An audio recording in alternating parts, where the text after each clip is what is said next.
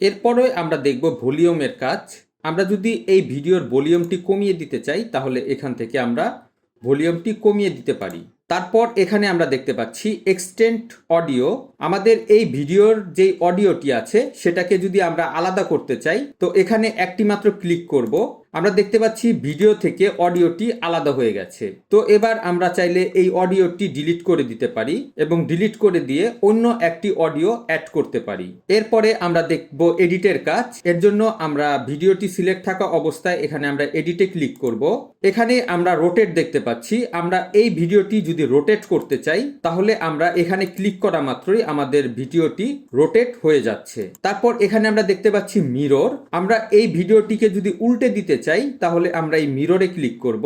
ডানের অংশ বামে চলে যাবে এবং বামের অংশ ডানে চলে যাবে। তারপর এখানে আমরা ক্রপ দেখতে পাচ্ছি। আমরা যদি এই ক্রপে ক্লিক করি এবং ফ্রি থাকা অবস্থায় আমরা যতটুকু অংশ আমরা ক্রপ করতে চাই আমরা চাইলে এখান থেকে ক্রপ করে নিতে পারি। আমরা দেখতে পাচ্ছি আমাদের ভিডিওটি ক্রপ হয়ে গেছে।